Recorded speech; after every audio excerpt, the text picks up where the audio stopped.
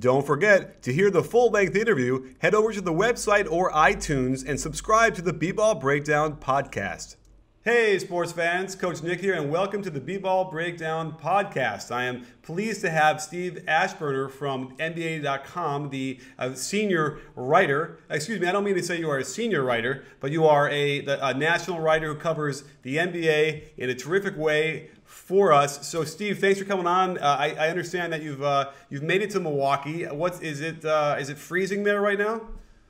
It's pretty cold, but it's sunny here. And when I drove out of Chicago this morning, it was snowing. So I think I've upgraded by 90 miles and a lot better scenery. Yes, I saw the picture of Derrick Rose digging out his own car from the snow, which was encouraging. Let's talk about the Clippers, because recently you've been sort of giving them a lot of attention as far as how far you think they can get in the Western Conference playoffs. So give us some insight into where you're coming from and how far you think that's going to take them. Well, the most important thing that I tell you and your audience is pay attention to the context, because the context for my prediction was we were all asked, make a bold prediction for the second half of the season. And so I thought to predict that the Clippers would advance to the finals, that's pretty bold. And so I went with it. It seems feasible to me, but I don't think that it's an easy choice. You probably have some long odds in Vegas to put down for that. And I guess I based that on the potential there. I'm not 100% sold on the makeup of their roster and the rotation, but I just think that the experience of Doc Rivers. I didn't have my predictions swing on the acquisition of Austin Rivers, but I just think that the Clippers have high expectations. I think that there's a little bit of pressure on them, and I think in a good way.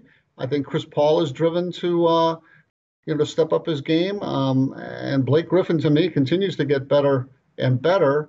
And I even threw in a little bonus prediction that I thought there might be a way they could add Kevin Garnett, both as a locker room guy and as a defensive contributor and coach almost, and that might be enough to push them back. They're good teams in the West, and I just don't think the Clippers have to give up too much to any of them. Well, we'll have to wait and see. Let's move on to up the coast a little bit to Klay Thompson, who's been having a fantastic year. I'm a huge fan of his, particularly because he's a two-way player. So this actually brings me up to a point, and having the experience that you have. And my experience with that you have is crosses over as a kind of a kid growing up a little bit when I was in the 80s watching the Bulls games. But certainly back then, this notion of two-way player, as far as I could tell, didn't really exist. You simply had to play on both sides of the ball. And there was never this notion of, oh, I have to score a lot, which means that I can't do as much on defense, and that's okay. What are your thoughts on that? Because that seems to be what's the norm these days. Well, I think you make a good point. I mean, we hear a lot of concessions made in a lot of areas. That's one of them. Another one is the idea of playing 82 games. Yet another one is the notion that you could play high minutes in those games. All of a sudden now, no one's supposed to play 82. No one is supposed to average 40 minutes. And, if you play both ends of the floor, oh, my gosh, you got to max that guy out right away on salary. So, yeah, there are a lot of concessions made to what guys cannot do. I do believe that defense is a bigger part of the NBA now, and maybe for the last 10 or 15 years than it was even before that. I think that the energy expended maybe is greater. I mean, I watch some of these games on the NBA TV, the Hardwood Classic games. And, in the 70s, you see teams that just they come down, they pass the ball a couple times, they put up a shot. And there's not a lot of defensive stance down there. Doesn't seem to be too much of, the help defense and things like that. I think it's a more sophisticated way of playing defense now. And that does take some extra energy. But this, to me, in a basketball sense, is a lot like the fretting over pitchers and pitch counts in baseball. It's all about what these guys dare not do. We must coddle and preserve, and that you would actually be able to score a lot on your man and then stop him at the other end. Those two things work hand in hand. The more you make a guy work defensively, the more tired out he'll be when he has the ball, and vice versa. I agree. I had heard some sort of stat that said that, the harder they try on defense, the more likely they're going to get injured. And I'm like, how do you even measure that? Maybe they have the stuff on them and they're measuring effort through muscles or something. But I always felt like if you don't try as hard as you can, that's when you're going to get injured.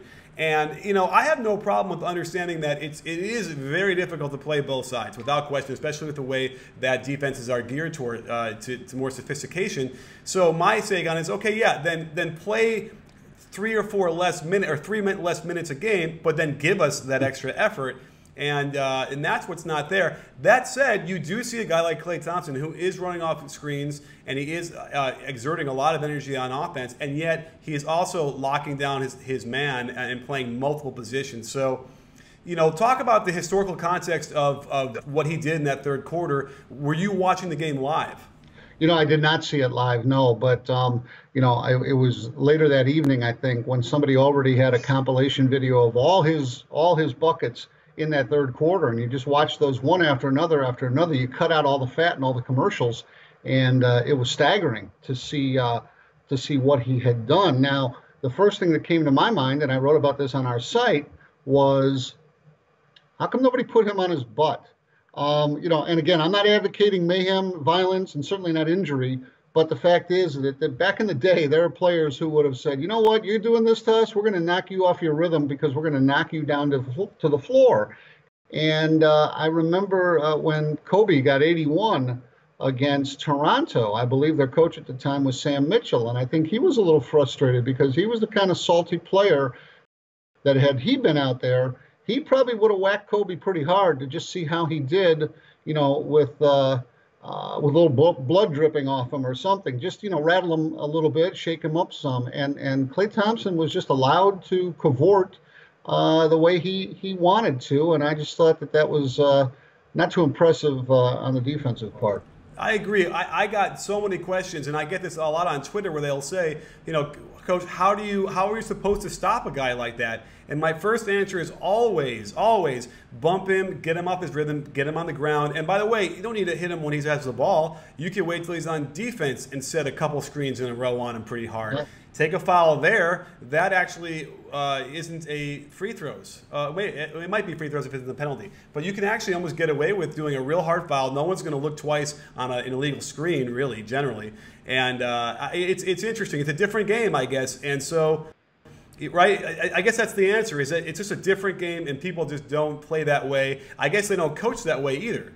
Well, that's true. I mean, and let's face it, it would have deprived us of what we did end up seeing, 37 points in the quarter. I mean, we wouldn't have had that to talk about right now, perhaps. He might have had to settle for 30 or 31 instead.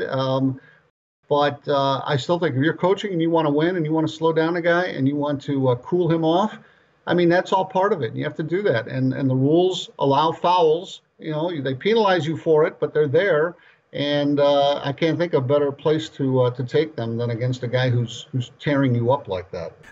You have to come back. We've got to talk a lot more about the history of the game and more stuff. So promise, maybe before the playoffs start, we can get you back on here and talk even further. Sports fans, don't forget to check out Steve's work. That's fantastic at the NBA.com site over across the entire NBA. And don't forget, at BBallBreakdown, we're not a channel, we're a conversation. You win. You win, Steve? That sounds good to me, Nick. You got it. All right. Don't forget, to hear the full-length interview, head over to the website or iTunes and subscribe to the B-Ball Breakdown podcast.